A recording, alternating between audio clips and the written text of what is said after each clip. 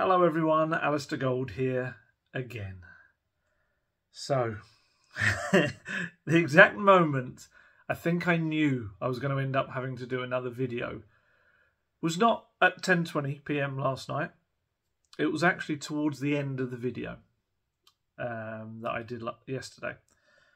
I said the words that I just knew as soon as they came out of my mouth. I said, Sunday would be a bit of a weird day to do it anyway. A bit of a strange day, something like that. And as soon as I'd said them, I knew I had jinxed myself into having to speak about all things Tottenham Hotspur once again within 24 hours. Because lo and behold, at 10:20 PM, as we were settling down, we'd already settled down to watch some absolutely perfectly trashy Sunday night TV. Then my phone suddenly went mad. And there it was. It was such a weird little small brief statement. It was like the total antithesis of the really angry, loud, public press conference that came, 8 days before? It was very, very odd. It was almost like a little footnote at the end of Antonio Conte's time. It's just like, I did a piece today where I described it as being akin to, you remember on Facebook people would do, they'd have married as their status, and just suddenly one day maybe change it to single. And that just kind of reminded me of that. It was almost like, oh yeah, by the way, something big's happened, but yeah, we're not going to talk about that. You know, especially with Conte, you can imagine at some point that relationship status was, it's complicated. So yes, Antonio Conte has gone. And he has completely gone. No gardening leave, anything like that. He has left. He is no longer a Tottenham Hotspur employee. Daniel Levy's latest fascination with a manager with a glittering CV who clearly was not going to be able to recreate that at Tottenham has ended. This marriage is now divorce.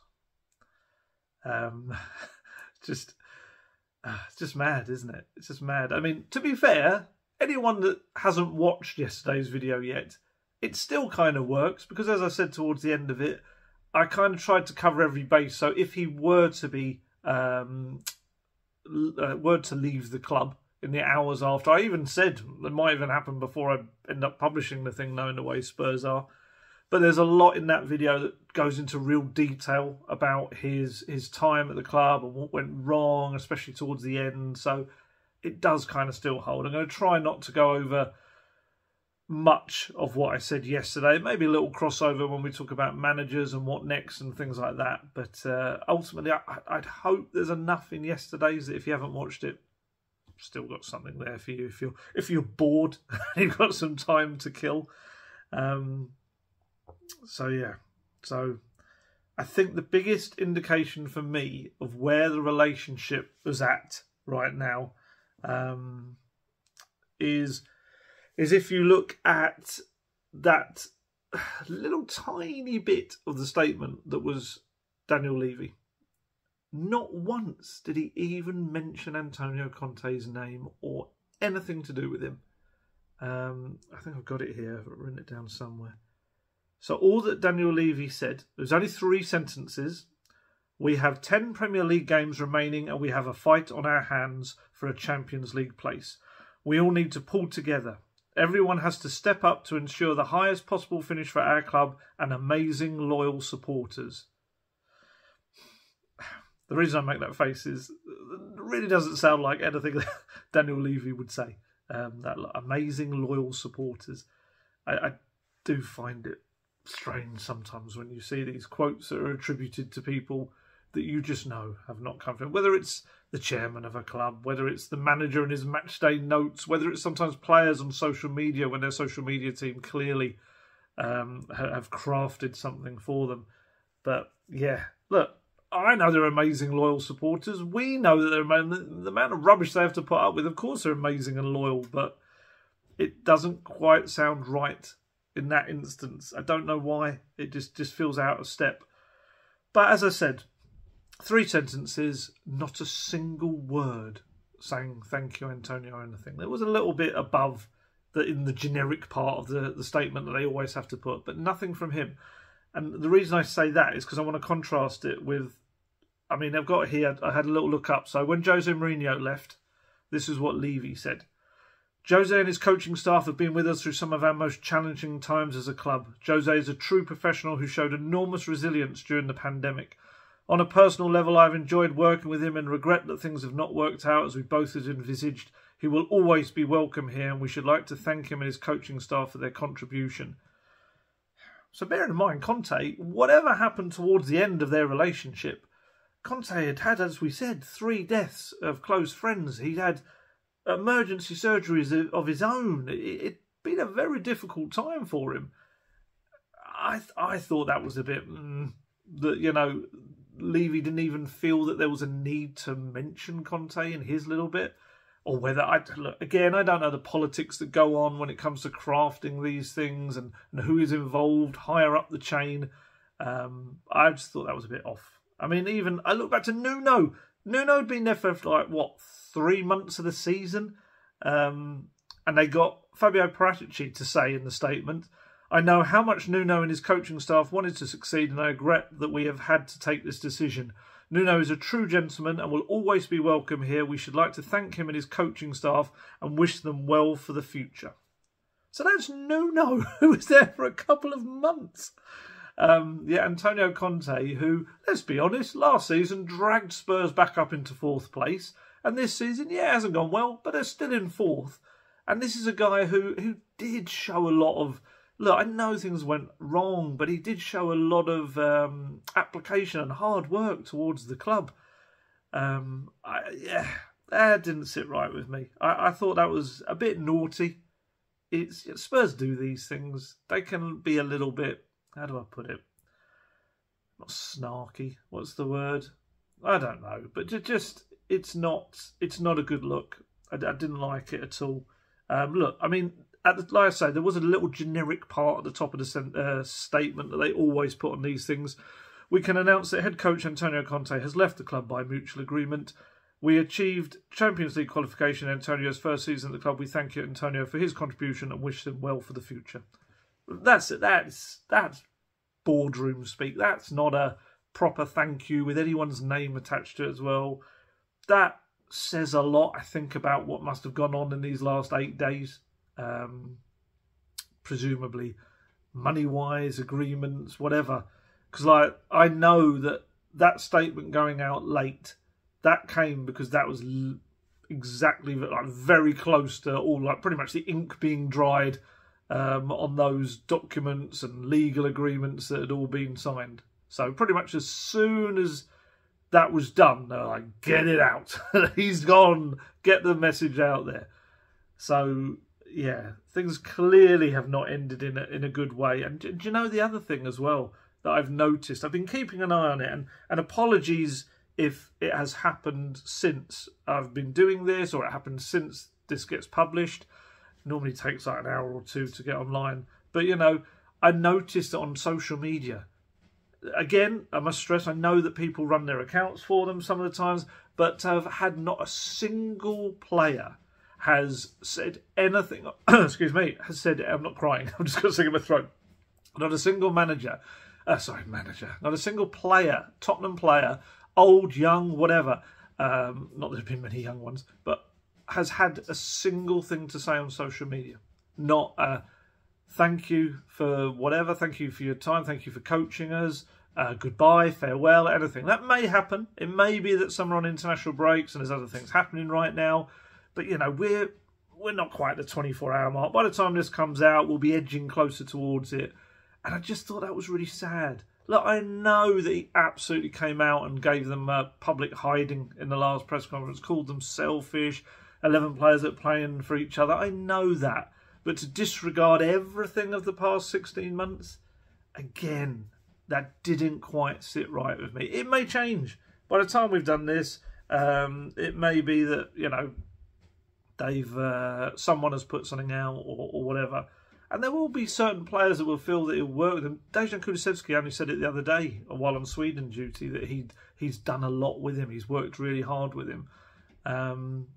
There will be some that are going to hold a bit of a grudge. But yeah, I just thought that was another sad indictment of the way that the relationship has gone. Clearly with Conte and the players. You know, I said it before that there was this feeling this week of it's got to be over, hasn't it? Among the players, kind of thing. He's not coming back, is he? And that kind of, yeah, that says a lot, really. Yeah, but yeah, as I said, not only no mention of Levy. Sorry, there wasn't a mention of Levy. Not only no mention of Antonio Conte, but also interesting that Paratici had no part to play in that final statement. That was Levy in the club. I know, you know, Levy, I've told you before, was the driving force for getting Conte in, but you kind of feel, is that not what you hear from your managing director of football as well? Like what happened with Nuno, you know, back then. That could be telling, perhaps. Perhaps, you know, it's a sign of something bigger. Perhaps I'm just purely speculating. You know, we know what's going on around Fabio Paratici right now. All of the Juventus mess. I mean, there was meant to be a preliminary committal hearing today. There's a court case against him and the 11 other people, Juventus executives or former executives of the club. Which was set to take place today. I've got it written down here just so I get it exactly right. You've got to be careful with these things. A preliminary committal hearing in Turin as part of the Prisma investigation.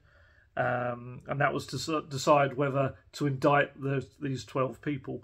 They were accused of overseeing alleged financial malpractice. And this was to decide whether they should stand trial. So it's people like Agnelli, Nedved, and obviously Paratici as well. That ended up getting postponed. So that didn't actually happen today. That's going to be at a later date, seemingly. But it's just kind of one thing. We're waiting to hear back on the appeal on the Juventus are putting on the Italian Football Federation's bans for loads of their people, including Paratici, who got 30 months, didn't he? That I think is April 18th or 19th. It might be April 19th.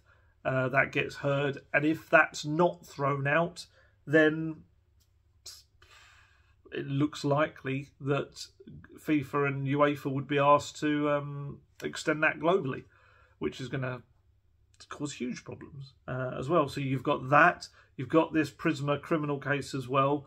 You've also got the UEFA have launched a separate investigation. So there's so much noise around Paratici. It's you almost wonder, you know, as suggested that Paratici was one of Conte's last allies at the club. Now with Conte gone, does it work the other way as well? And you know, if you're going to be ultra critical or just even critical, I've said this before, I still feel like the Kulusevski-Bentancur transfer window, that middle one, was probably the only successful window he's had out of the three thus far. You know, you could argue that maybe he's building teams for different managers, but you know, pick the right manager, and that doesn't happen. You know, pick the right manager rather than Nuno Espirito Santo, and you're not having to do that. And Nuno was very much led by Paratici. It's very interesting to know what happens when, you know, presumably he has an appraisal like we all do, how that goes. But we'll find out. You know, it may all go the other way. Juventus may get cleared of everything, and he may get a straight run at things. But it just feels like it's going to be quite difficult for him. I've said this before. There's a lot of people quite surprised at how involved he still is in matters, and that's people outside the club and also some people inside the club. So yeah, one to keep an eye on that one, whether something happens sooner rather than later as well. So yeah, that's Paratici. But we're talking about Conte now.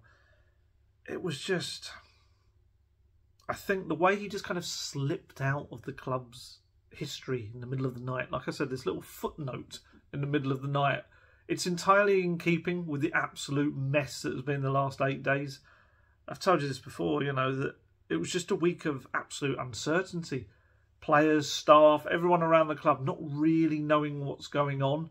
Not knowing you know, assuming he was going, but there was still this little doubt in people's minds, like, is he going to be back in training on Tuesday? Are we now have to face him after everything that's happened and been said and what's been reported? That was why I said at the start of the last video, you know, wouldn't it be funny if he came in and went, buongiorno ragazzi, like he's there in the press conference on Friday. Of course, Spurs absolutely utilised another one of my days off to make sure that that is definitely not the case. People say this whole days off thing, because it was pointed out to me by Guesty. If you're not aware, Rob Guest and I do the Golden Guest Talk Tottenham podcast, which is why I know some people sometimes ask, can you do these in podcast forms? I don't know whether that's just so they don't have to see my face. I think it's more to do with they can then listen to it on the go, stuff like that, because I think maybe you can only do that if you've got YouTube Premium. I'm not sure how it works. But the reason I don't do a podcast is because I currently have a podcast. So I don't really want to be in competition with myself and Guesty. So yeah, if you're looking for a podcast, Golden Guest Talk Tottenham, that's what we do. But Guesty said to me last night he was taking the mickey out of me because it was a day off when something big happened. And he pointed out that I was on days off when... actually, let me get it right.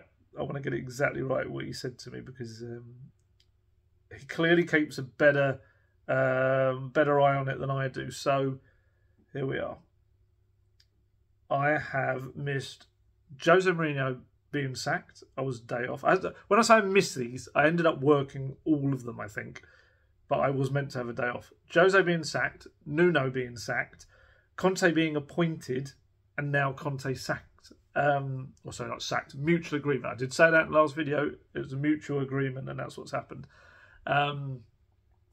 But also, I added, when he said that to me, I did also have just finished work about half an hour beforehand when Poch was sacked after. So technically, I haven't been on shift with all of the recent managers have either gone or arrived, which is, and I wasn't covering Spurs when Poch arrived either. So every single one.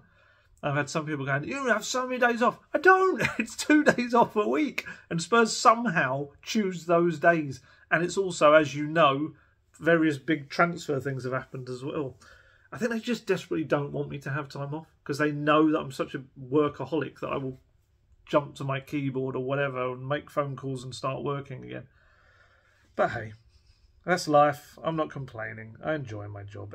Well, most of the time anyway. So yeah, I'm certainly not going to complain about it. But yeah, this week there's been no real kind of knowledge of what was happening. Players were in the dark. You know, you'd think you'd inform the players at some point, but no. You know, like I say, called them selfish. 11 players all playing for each other. Criticised the culture of the board. I know he later clarified that I wasn't criticising you. I was talking about, you know, the culture that the players have played their part in. But he was shooting at everyone. It was, I said it at the time, it was Antonio Conte just with no beeps given. Insert whatever word you want there in the middle. He was just like, oh well, stuff the lot of you. And he obviously would have known what was coming at that point. And obviously, you know, yes, he admitted blame for himself. You could argue that as well. But there was a lot of truth in a fair few bits of what he said. So then, yeah, stayed away in Italy, which it wasn't unusual. I must stress that. He often doesn't arrive till halfway through an international break. Partly family reasons, partly because there's just not enough players to work with, really, as well. But everyone just kind of expected him to stay there, and that's been exactly the case. I'd imagine people will just box up his stuff and send it back to him, unless there's a little visit that we're not aware of at some point. But yeah, it was his kind of exit, and the whole statement was probably as meek and understated as Spurs' exits have been from the Cups under him over the last 16 months. It's sad to say, because I do think he did a fair few good things, but I just felt that as soon as I saw it, I was like, it's just like the way they went out the FA Cup and the Champions League and the Carabao Cup numerous times as well. I mean, to be fair, Conference League wasn't exactly his fault, but yeah. And we've had the weird thing as well, which is unusual, of what's come next. And to be honest, it wasn't something that I don't think any of us were expecting. There may well be some of you out there that predicted it, and fair play to you, but certainly the noises that we were hearing and our own opinions were not that all but one of his staff would stay. That's very unusual. I mean, perhaps it's slightly different in the aspect of, 2.5 months, two and a bit months left of the season. So it is kind of a case of, people. Sorry, I know my doorbell's about to ring. Which is literally see a delivery going up. So if you hear the dog absolutely barking and going mad, that'll be why. I'm gonna have to message my daughter mid-video. This is so awkward. I'm sorry. It's just to stop that madness ensuing. But yeah, maybe it's because there's only 2 months left. And I guess contract-wise, it's easier for, I guess money-wise, isn't it? I don't want to be the guy that says it's because it was financially cheaper, because I know enough people will say that on social media. I genuinely don't think that's the full thing. I think it is perceived as the best solution right now. We can argue the rights and wrongs about that and whether that's actually true. But we've got this strange situation where only Gianluca Conte, his brother, so understandable, has followed Antonio Conte out of the club. From what I understand, everyone that's remained has done so with Antonio Conte's blessing. It's not that there's been a mass mutiny and they've all gone, "Stuff you!" and they've kind of remained at the club. I do think it's more to do with, that the club saw that this was a continuation and not too much of an upheaval, yet maybe was enough difference by removing Antonio Conte from that, from that, just the scenario, because he clearly was having a negative impact. And that's not, excusing anyone, players or those above, but clearly it had got to a point where his relationship with the players was deteriorating. There's no getting around it. As much as I like Antonio Conte and enjoyed my own working relationship with him, you can see that. And you can see, sadly, I think, like I say, the whole social media lack of anything is kind of a portrayal of that as much as you need, really, as well. So, yeah, we now have Christian Stellini.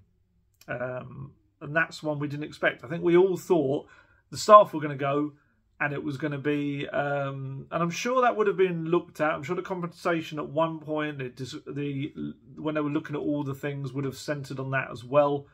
But in the end, it's Christian Stellini takes over, interim head coach. Ryan Mason steps up as his assistant head coach. I can see both sides of this one. I've got kind of mixed views on it. I can understand the decision in certain aspects because both Stellini and Mason are very popular with the players. We saw what happened while Conte was away. It could be argued, yes, they lost against Sheffield United and Wolves while he was away. But it could be counter-argued, well, it was stated that he was coming back at the end of that week, and maybe, I'm so loath to say, the mood went down and stuff like that, but it's just, that's the impression you're getting right now, which, it could be very unfair. It could be, I know there's this kind of line of thinking of, spoilt brat players type thing and stuff like that, and maybe there's an element of not liking to hear harsh words. I don't know, and maybe that is what Spurs players need. But also, it's about managing your players and managing your squad, not only on the pitch, but also off of it. And again, I don't want to go into this too much because the last video really kind of delved in a little bit deeper into its training sessions, the good stuff, the bad stuff, and what things were starting to sap morale and things like that. So I don't want to cross over that. For anyone that's watched that, otherwise it's going to be really boring. It may still be very boring to you. But I get the Stellini idea. He said it himself. He dreams of being a manager and always has. So this is his chance. It's a very big chance. I think the key now is to continue what was done right under Conte, because there was a lot right. He got him into 4th place last year, as I said, and they're 4th again this year at the moment. So I think it's taking the good things that he did, but also it's very important, especially Stellini, that he proves that he's not just Conte's, I guess, yes man, is the way to look at it. I was looking back over their past together. I think he was assistant at Siena and Juventus. Then he left to have a little enforced break, let's put it that way. Then he had I'm trying to remember time. I may have got the chronology of this a bit wrong. But then he had a little spell as Genoa under-21s coach, or it's called, is it the Primavera, that's spring. Their youth team, the under-21s. And then he went to, Alessandria, a lower tier club in the Italian leagues. And that was his first and only role as a senior head coach. Then he rejoined Conte at Inter, obviously won Serie A with him, and then came to Spurs. So I think the only one he missed out would have been Conte's time with Italy and Juventus, Chelsea. So other than that, his entire coaching career, other than those couple of spells on his own, have been with Conte. So this is going to be a really kind of fascinating time now to see, are there certain ways that he wanted to manage that maybe he couldn't express under Conte? Because he did make this very clear when we were speaking to him while Conte was away, about how Conte would make decisions by himself. There'd be times when they'd give their opinion, but he would also say that Conte would kind of hold stuff back just for himself, little decisions that he would suddenly reveal on the day of a game that he wanted to do and stuff like that. So yeah, not having that, and it purely being Stellini and Mason's voice. I think Mason, we know, is going to be a bit different. Mason is going to, he's going to bring a very different voice, especially with more strength now to his voice. I wrote it down here somewhere. Where did I put it? I asked Mason when he started, when he did his interim stint in charge when Mourinho went. I asked Ryan Mason, so what does a Ryan Mason Tottenham Hotspur look like? And he said, I hope to think it's what a Tottenham Hotspur side would historically look like. I want us to be brave and aggressive, to play like Tottenham Hotspur. And then, to be fair to him, the then 29-year-old coach went on and won 4 of the next 6 Premier League matches.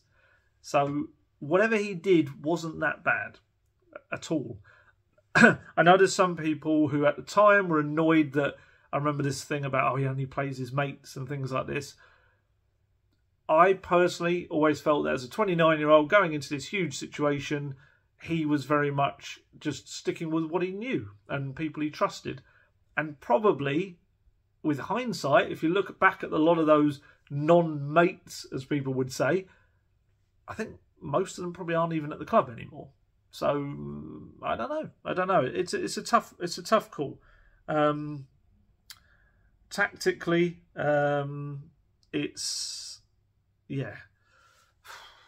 Tactically, I'd imagine he'd be more open attacking from what we saw of Mason's side in that the end of that season. We saw Bale start to flourish a little bit. He used Tonga at the start, and then Nondimele, and then took him out of the team as well. But they scored a fair few goals, and obviously they, like I say, won 4 out of those 6. Yes, they were much more defensive in the Carabao Cup final, losing that 1-0 to City, which is probably not the. It could have been far worse. I know it could have been far better, but I remember that day, and many of us were actually shocked that it was 1-0.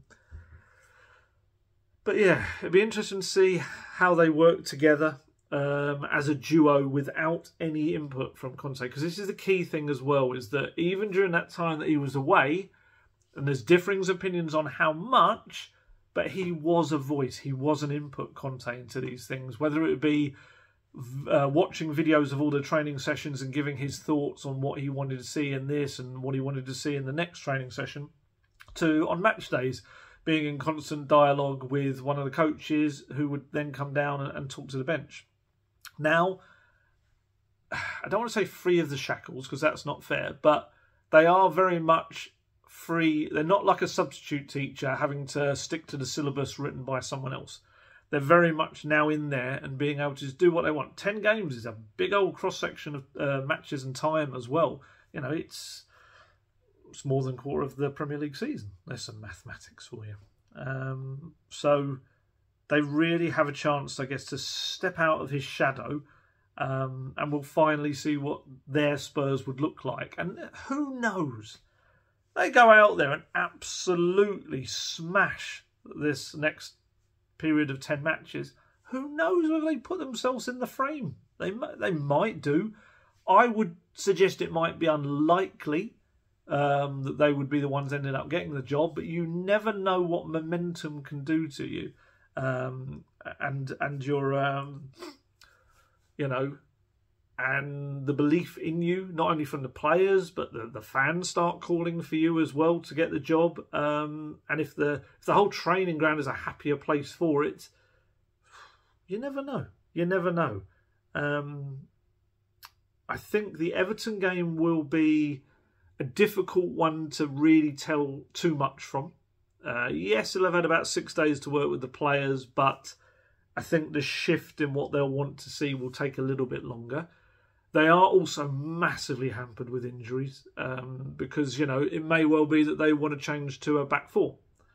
That's very difficult right now because you've got Ben Davies, as I said, is out for 6 weeks with his hamstring problem. Emerson Royale today, I found out, is going to be out for a similar amount of time. He needs an operation on the meniscus in his knee, which he did right at the end of his first game back for Brazil. Right at the end, you might have seen video of him limping off the pitch, and unfortunately he now requires that operation. So he's going to be at 6 weeks out. So that means you've got your probably two most natural left back and right back compared to anyone else in the squad right now. Well, and not especially with other injuries as well. You can't call Jed Spence back. That's outside the transfer window, and he's not even registered in the Premier League squad for Spurs anymore. He was taken out of it because he left the club. What else injury-wise? Richarlison should be back. I'd say what I'm told is sooner rather than later. I can't imagine it will be for the Everton match, but there's some suggestions that it should be, you know, not too long after that. So that's one back. Sessegnon's on the way back again. I don't think in time for Everton, but he's working his way back. So that is a natural left-back option if you needed him. Obviously, a lot of pressure to suddenly shove him into match after match. I can't see Perisic playing left-back. I think that's going to be a struggle. Hugo Lloris obviously is back now. Played that 45 minutes of the friendly against Ipswich. Benzema and Bissouma. You know, Benzema's definitely long-term. Bissouma was always going to be a tough call to get back before the end of the season, with the kind of the sharpness work that he would need when he comes back. I'm trying to think, have I forgotten anyone? So many injuries. I'm trying to count them all up. I think that's it. But just those alone make it very difficult, I think, to switch from the back three and wing backs. So yeah, maybe it ends up being a 3-5-2, perhaps. Perhaps that's what we see. I'd imagine they'll want to get more attackers in there. You'd think we will now see a little bit more of Danjuma. You'd hope. Yeah, I'm intrigued to see what formation they go with, because if you are going to stick with the back three, I guess it's not just about the tactics. That's maybe quite basic, just saying it's about the formation as well. It is about the mentality on the pitch. It is about what they're working with in training and the different kind of attacking moves that they'll now look to do in patterns of play. And just even in certain scenarios, like we said when we saw the Southampton game, watching them just sit back in almost like a 5-4-1 towards the end. You will now hopefully see that drilled out of them. It's fine being compact and you know, being defensively aware, but let's not have you invite the pressure on yourself. So it may change in that respect as well. It will. It's going to purely be the voices of Stellini and Mason. That's all these players will now hear, rather than anything from Antonio Conte. And we're going to find out whether that's a good thing or a bad thing. We don't really know yet. I'm fascinated to see how it works, because they both, I think, will be quite desperate to show they're not just Conte's men. But it is also a gamble. Of course it's a gamble.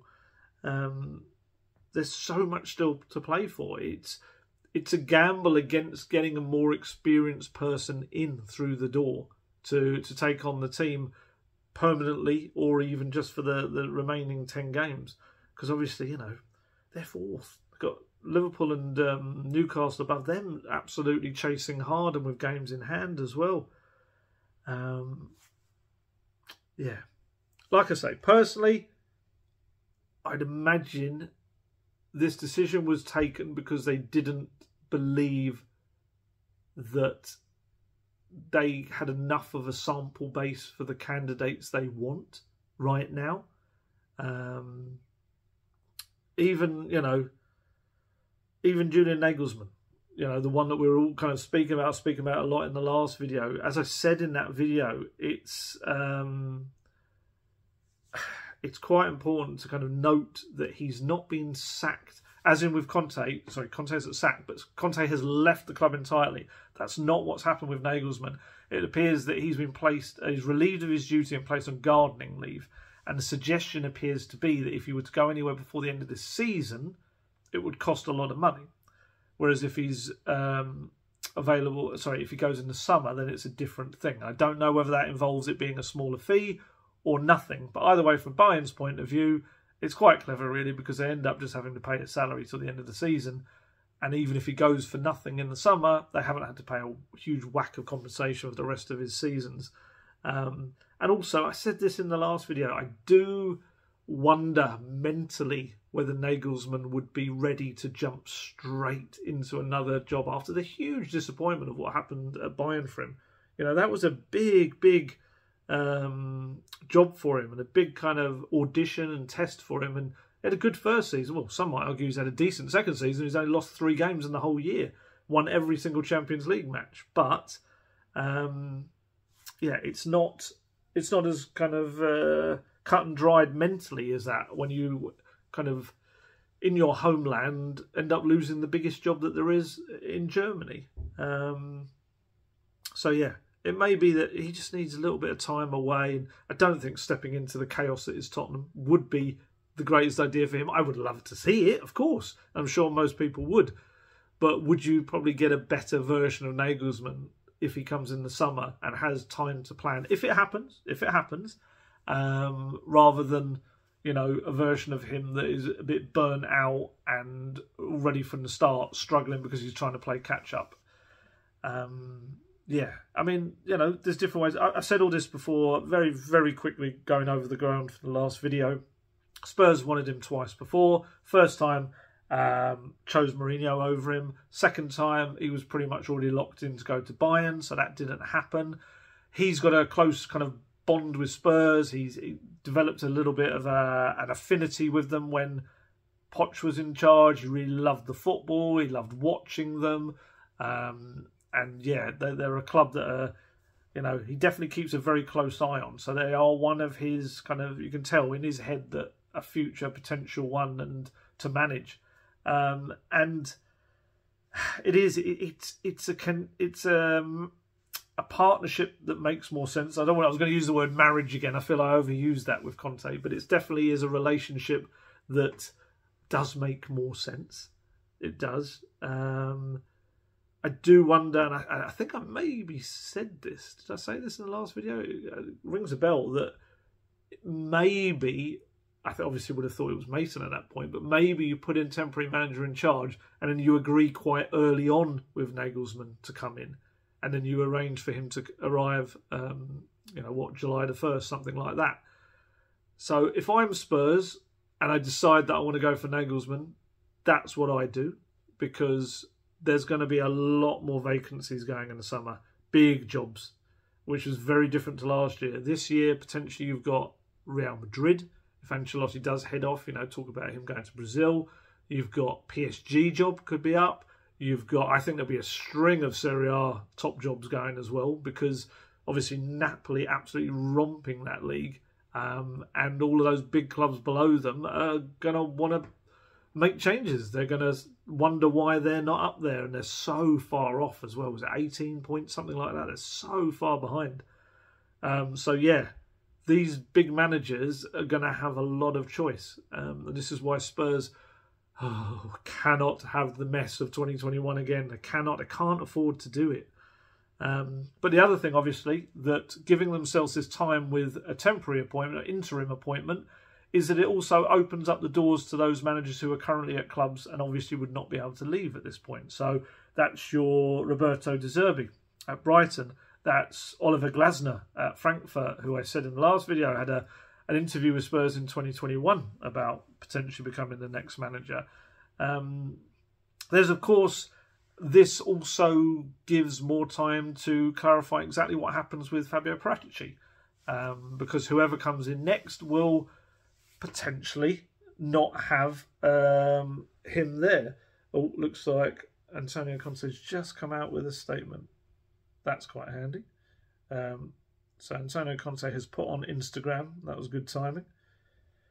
Football is passion. I would like to deeply thank everyone at Spurs who appreciated and shared my passion and my intense way of living football as a coach. A special thought to the fans who always showed me support and appreciation. It's been unforgettable to hear them singing my name. Our journey together has ended. I wish you all the best for the future, Antonio. That's a good statement. Good little statement, that really. It is. Thus, I have liked it on Instagram.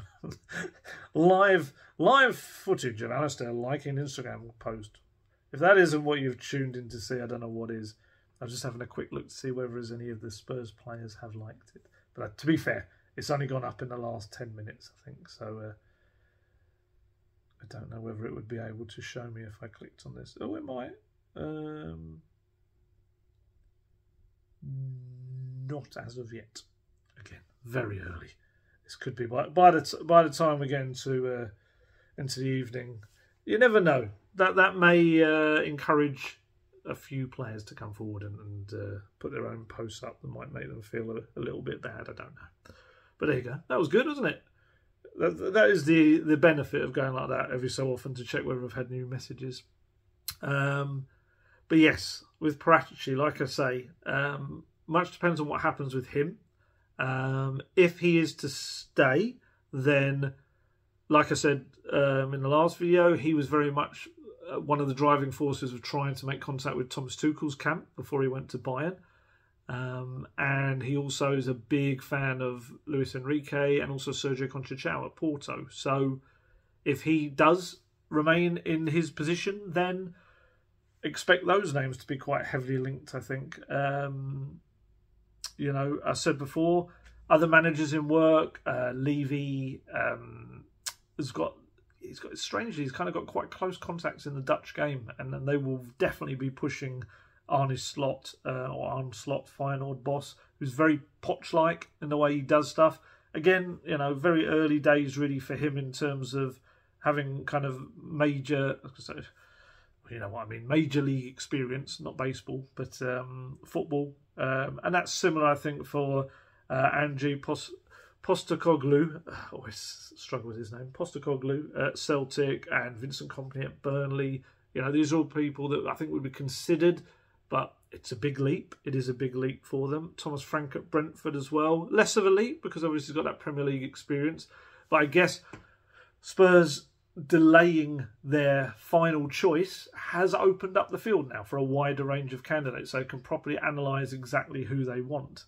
And then there's Pochettino himself, who I think I said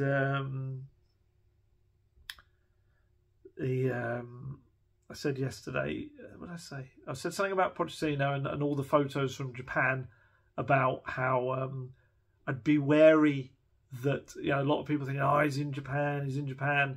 The information I had was that he kind of was already on his way back, if not at home.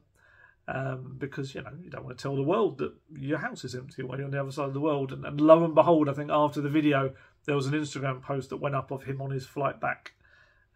Yes, I think it's what they call a photo dump. Lots and lots of photos from your trip, but seemingly as if he'd been visiting a new city every couple of hours.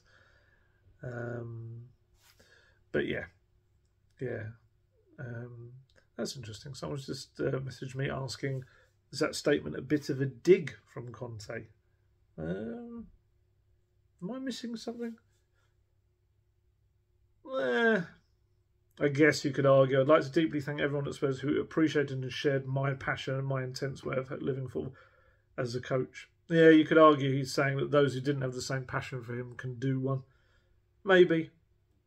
But I think it's quite a decent statement myself. I'm not going to dig into that one too much, to be honest. I think that's all right. It's a lot better than the Spurs statement that went out last night. I'll definitely say that. There you go. So, yeah. Poch. I was on Poch. There's a part of me that kind of thinks that had Spurs wanted him, then he was absolutely free and he could have come in now and it would have been the rousing finale to the season. I do think the Paratici situation is another kind of thing that you also have to look at. You know, I said before, he's not a massive fan of the sporting director system. When he has worked with sporting directors, they've kind of been his mates. Whereas, you know, doing so under Baldini to begin with didn't really work. And then Leonardo at PSG didn't really work. So there could be that's an element to it as well, that neither side particularly wanted to consider it right now. It was more something they could look at again in the summer. Because this is the thing, Pochettino and Nagelsmann will both be very heavily linked with Real Madrid jobs. Both managers are managers that Real Madrid have kept a close eye on over the years as well. You know, Real Madrid I think have had a couple of attempts at trying to get Poch there. So it could be that he has that. That would be a mad job for him, for Poch. Actually, either of them. It's such a tough gig, Real Madrid. I think Spurs is tough. Trying to please everyone at a club like that. Wow. Yeah, that's a big call. Sorry, I was just trying to see if any Spurs. It's kind of pathetic, isn't it? In today's world, we're looking to see whether players have liked something, and they still haven't. Lots of journalists. But yeah, they again, I can only stress with Pochettino, there's differing views on this, and that's whether Spurs as a club are united enough among the powers that be that actually wanting to bring Poch back, and like I say, admitting the mistake they've made. Essentially, you're saying, I know we sacked you, but come back and save us, please. And then the other hand is Poch. You know, does he want to walk back yet into Tottenham? Is it too soon? Is the structure right? Because, you know, if Paratici does go, there's going to be another big overhaul behind the scenes of the whole structure of the club. And, you know, Levy likes that director of football model. So I'd be stunned if he gets rid of it entirely. You'd imagine it would just end up being something that maybe a bit like it was. I suppose they had like Steve Hitchen before was in essence, I think it was called technical performance director? I think that was his title. But yet kind of was a slightly lower down version of what Paratici is doing now. You know, would Greta Steinsson step up then into that? I think his title is very similar to Hitchen's. It wasn't exactly the same because Hitchen was put on gardening leave. And when that happens, I don't know if you're allowed to give them the same title or not. Maybe Tuchel is with the same title as Nagelsmann has. I don't know. I'm not sure what it would... Maybe it's what they're called publicly and what's actually on their contract has to be different. I don't know. But yeah, I think the key for me, whatever happens, as I said, cannot have a repeat of that farce of 2021. You saw what I got like in 2021. That summer, that was almost, almost put me over the edge. Trying to deal with two different shortlists. The one in the Hitchen that changed to then the one under Paratici when he came in.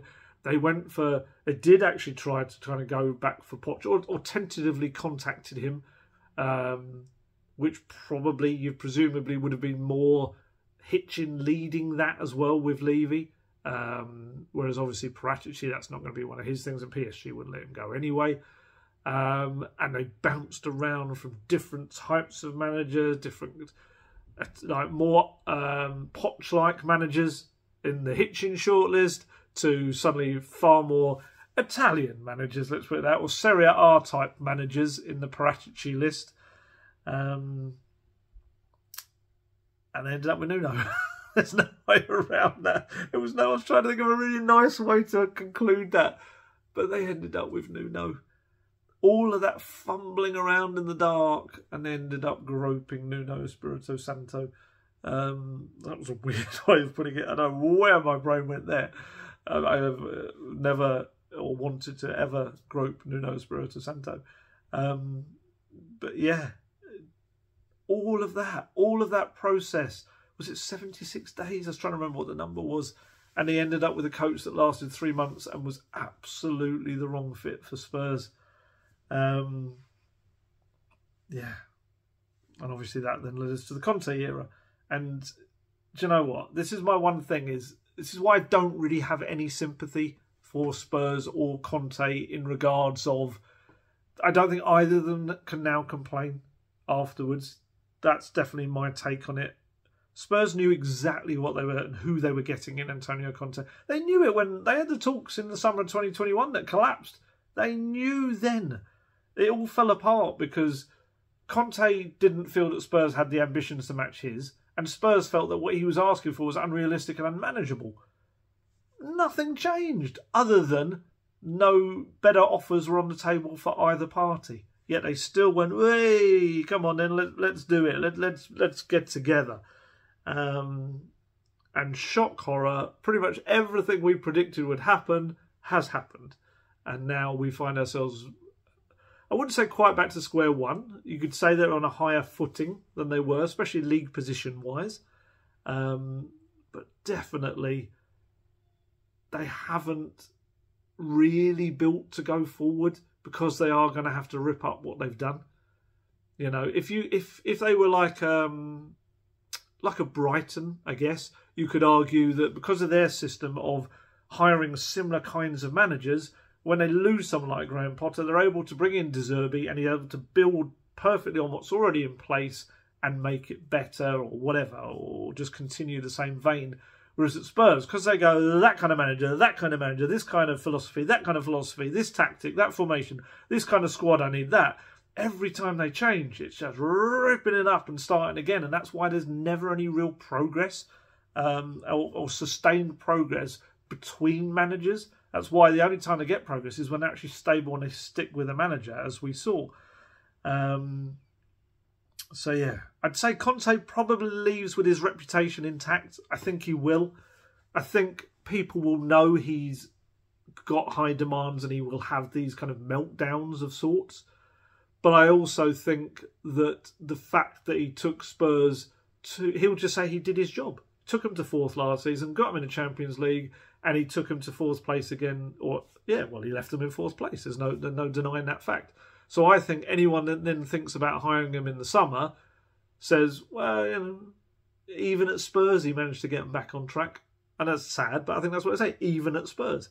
So I think if you're a big club, maybe a PSG, you probably think maybe he can do the job. Although, if I'm going to be ultra critical again, if I'm PSG, their big obsession is to win the Champions League. And Conte, you know, Spurs have a better track record than in the Champions League than Conte as a manager. So, yeah, I wouldn't say he's the man to desperately come in and win you the Champions League. So, but then again, I think, let's be honest, if there's Italian jobs coming up, I'd imagine that's where he'll head back to. I think Real Madrid decided against him before as well, I think, from what I understand from what people were saying in Spain. So whether, I don't know if he'd be a possibility for that. But then, to be honest, he still has a whole situation with his family then anyway. You'd think he needs that that Italian, return to be able to be back with his family and be so much closer to them. Yeah, so I think his reputation will probably just about remain intact. I think he'll be fine. I think it might be some people a little bit wary, but on the whole, I think they'll still see him as a man that can come in, and as long as you give him the right project, will win you silverware, and especially in Italy, I think, as well. Levy's reputation, I don't think you can say the same. I think it's just yet another managerial, I suppose, bungle in a way, a decision that's just has not proved to be the right one. I'm sure there's good intentions there. I'm sure there is. But when everyone is screaming at you, no, it's the wrong fit, and you're still trying to wedge it into the jigsaw, you know, like using like a crowbar to get it in there, it's like sometimes you've just got to listen to different voices. That is my thing. It's just like, I don't know who... Well, I guess I kind of do. I guess Fabio Paratici has played his part as well, and other voices, I suppose, in the boardroom. But whoever kind of says, yeah, that's a great idea. No, I'd love there to be different voices around, and just to kind of explain why things haven't worked. Because, you know, how many times, like I say, can you keep ripping up the same piece of paper and start drawing on it again without realising that you're trying to draw the wrong thing? That's a terrible analogy. Sorry, that's what happens when you're trying to think on the fly. And the other thing that's worrying as well is going to be the fans, and this growing frustration with Levy and the owners and everything. And they've had a season when it's been a chore. It's been a real, you know, I love my job and I love going to watch Spurs, but even for me to watch the games has been like, ugh. And I get in there for free. I get paid to go and watch these games. Whereas there's, you know, you fans, you very loyal, amazing fans, that go head off around the world, to be honest, following Tottenham, deserve so much better than what you get. And I am so worried. I don't know, worried for the club. It's not my problem, but season ticket renewals are coming up. They absolutely are. And I would be shocked if they don't raise the prices. I would be shocked if they do, because I think obviously in recent times they hadn't. But I wonder whether... I know there was someone mentioned to me earlier. I didn't get it verified before I came on it. So this is just purely someone mentioning to me that some of the premium tickets had gone up. I don't know if it was 3 or 4%. I can't remember. But there was a suggestion that those seats were starting to go up. And if that's the case, then surely the other season tickets will. I'm not saying that's definite. And by all means, they may look at the current mess that's going on and hopefully look at the cost of living crisis as well and decide maybe not the best time to whack on a hike into the season ticket prices.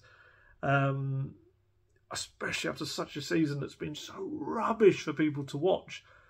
You know, they may look at it and say, hey, you know, you watch a team that are in the top 4 and playing Champions League football, and then, you know, and we've got our own costs to deal with. They may well look at that, and in a cynical way, they may look at it and say, yeah, all right, don't take your season ticket because the next person's going to want to snap it up.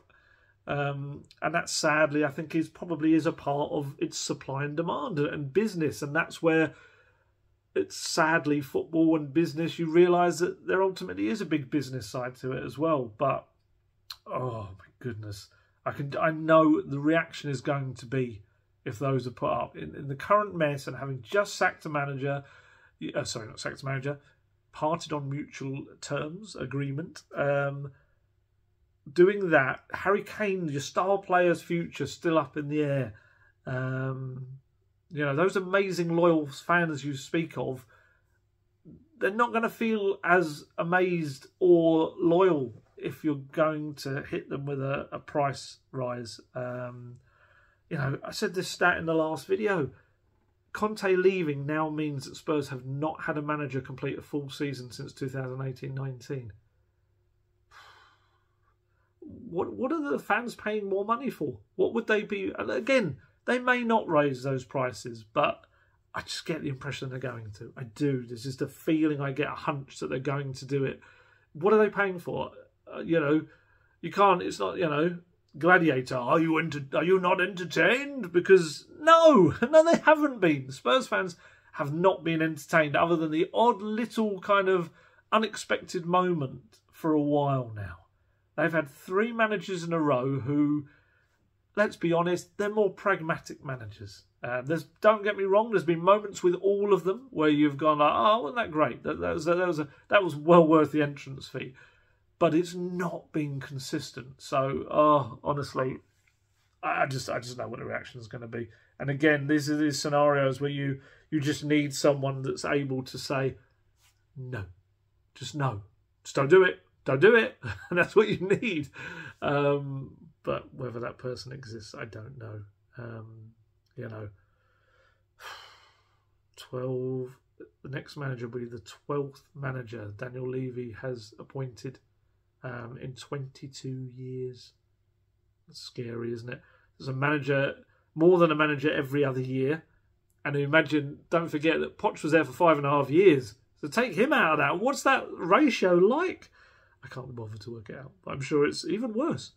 They are just a club that is just constantly used to upheaval, but below boardroom level. It's really weird. I was did a little kind of a live video earlier on Facebook for work, and I kind of mentioned on there that you look at the difference in Arsenal, where the turmoil and upheaval has happened in different parts. So at Spurs, they've had this same own and stability and chairman for more than 2 decades. Yet underneath that, they've had 12 different managers and permanent managers, or they will have, and just an incredible amount of upheaval with players and squads. Whereas on the Arsenal side, they've had a change in ownership, but they've only had 3 managers during that same 22-year period. And they've won things. You know, it doesn't look good. It doesn't look good. It doesn't really look good at all. And this is why, yet again, we find ourselves hoping that they make the next decision the right one. Because look, for all saying that and all the complaints and things like that, there's no denying what they have done to the club off the pitch. And that is why I believe that you're able to probably attract most of the names, if not all, on their shortlist, who will be really strongly considering or wanting to come to Tottenham in many cases. And I do think that the club as a whole is probably a more attractive draw than I guess it was when they would have taken over in, whatever it was, 2001. Look, don't confuse that for me thinking they've done an incredible job on the pitch, because they absolutely haven't. 1 trophy in that time is pathetic. It is. You can argue that, yes, managers and players have failed, but again, as we've just said, there has been one constant, and that's got to be looked at, and the reasons why and why it hasn't worked as well. I just need to get this right. They do, because they need to find someone that's the right fit. They need to find someone that wants to be at the football club's a good start. Someone that wants to be there for the long term. As much as I enjoyed working and dealing with Antonio Conte, he was a man that clearly did not really want to be at the club long term. It was not in. He would occasionally say, oh, if they give me the money, I'd stay here for years and all this sort of stuff. We know he didn't really kind of desperately want to stay at Spurs. Yeah, perhaps if they had chucked 300, 400 million at his squad every year, he might have thought, well, there's nothing better out there for me than this. Let's, get my wife and daughter over here eventually from Italy. But we can see this out because we're going to do stuff. But I don't think he ever believed that was going to be the case. So make sure that the next manager, head coach, whatever you're going to call him, is the person that is going to take this club on, is going to want to take the club on, is going to want to be bring a type of football that the fans will enjoy. I'm loath to use the make them proud, because Nuno's ruined that for any manager in the future anymore.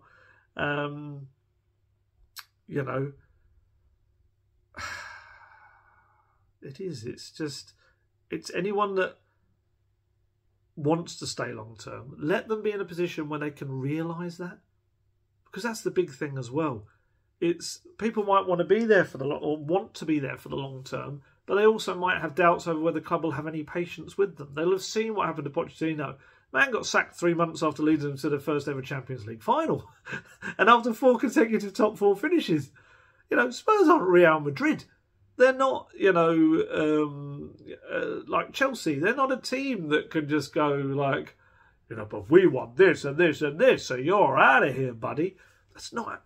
They don't have that credit in the bank. They don't have that recent history of success to be able to do that to managers. And if I'm a manager, that would be one concern as well. I think Spurs really need to realise they may have to take a couple of steps backwards in order to then take huge strides forward. And I will continue to use that phrase. You're going to hear it a lot from me over the coming months because it is so important that they don't just run away and hide and bury their heads in the sand and point at the manager just going, it was his fault every time something goes wrong. They need to look at the bigger collective and understand why it's going wrong. And, you know, I know some people may say, well, they should have backed Conte and all that, but I still maintain and don't think Conte wanted to be there for the long haul. Yeah. So we're going to have more fun. We're going to, in an ideal world, I would love it if they sorted things out with, let's say, Nagelsmann and just, or whoever, and got it done and said he will be joining on July the 1st. And we all had to enjoy what this is and then see what comes next. I don't know whether that would have a detrimental impact if they announced a new manager early. You could maybe argue it does on Mason and Stellini, in that, you know, potentially they could think, well, we've got no chance of trying to earn this job ourselves. Players, some players might think, well, I'm not playing for you because you're not going to be the manager next season. But then on the other hand, they might think, but I'm also playing for my place under the next manager next season. It can work both ways. Even if you don't officially confirm it, but you agree it's kind of behind the scenes, then, you know, those coaches are going to know. Of course they will. I still would like to. I think as a journalist, I just don't want months upon months of speculation and me having to chase every single link and rumour and everything and talk to millions of people, because I know I'm going to have to do that for the players and transfers and stuff, so I don't really want to do that for all the different managers as well. But hey, you know I'll do it if I have to. The thing I was going to read before I went, Tottenham Hotspur Supporters Trust released a statement.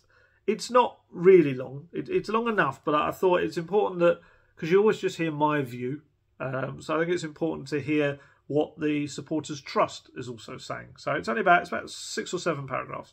So here it is. This is what they've said. This was in reaction. It went out last night after the sacking. I'm going to stop calling it a sacking. It's not a sacking. It's a mutual parting of ways. It is. And because it would be wrong to say it's a sacking, because like I say, I think Conte was in the end quite just as happy to go as well. He may say otherwise. So this is a statement from the Tottenham Hotspur Supporters Trust.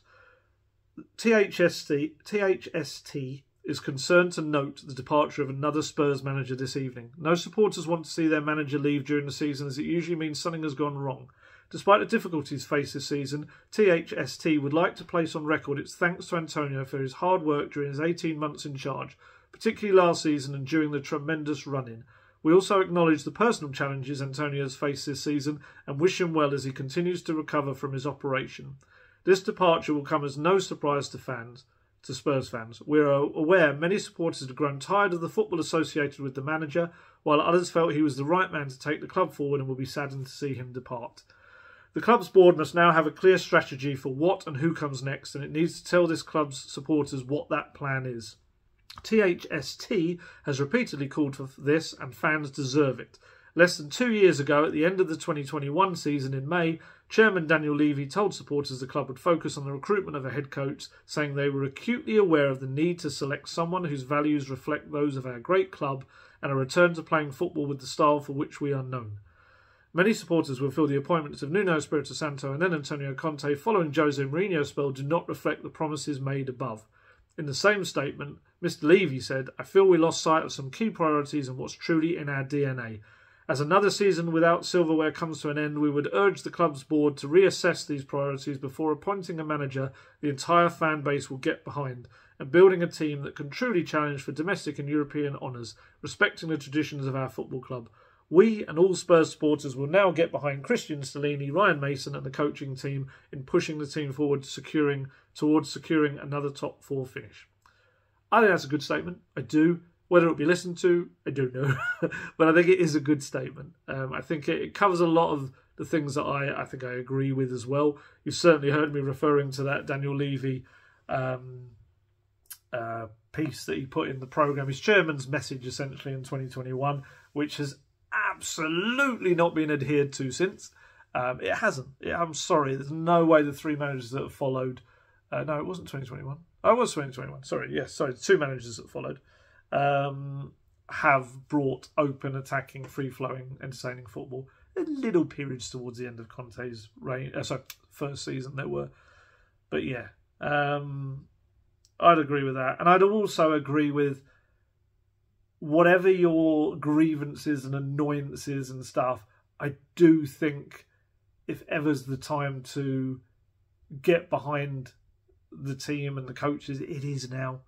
Again, I totally understand people's frustrations, and I think if things go wrong very quickly with this interim duo in charge, then I think you will very quickly hear the frustrations and the chants and maybe chants whatever. But I do think that if Spurs can have a good end to the season, I do think it has a knock-on effect. I do think it also makes them an even more attractive club for the next manager if there's Champions League football on the table as well. I think obviously that allows you to draw in better players as well if there's Champions League football on the table. Financially, it gives them even more to play with when it comes to bringing people in. I think it just leaves everyone with a little bit of happiness to end the season, because it's been a slog. It has. So I don't think it's a bad thing to be able to have something to cling on to, and a platform for the new person to build on. Yeah, we'll see. I also 100% understand fans' frustrations, and especially if they put up those season ticket prices. Oh, I can only imagine what's going to come then. I think if I'm Tottenham, I'm delaying that as long as possible, but I don't know if they can, if they're going to do that. But yeah, we'll see. So there you go. Two 1 and a bit hour videos within 24 hours of each other. Who knew there'd be so much more to talk about within 24 hours? I was looking at some of the comments underneath the last video over the course of today, like, Spurs are trolling Alistair. Can you believe you've done this? And you've had to, then you're going to have to do another one. So I am doing another one. I felt it was only right, and obviously got a lot to talk about. But I would still state, I think there's a fair bit in the last video that did cover a wider, kind of maybe more detailed insight into Conte's time, and maybe went into a little bit more detail about some of those managers, that potential ones to come in at Spurs, because I didn't want to go over the same old ground too much.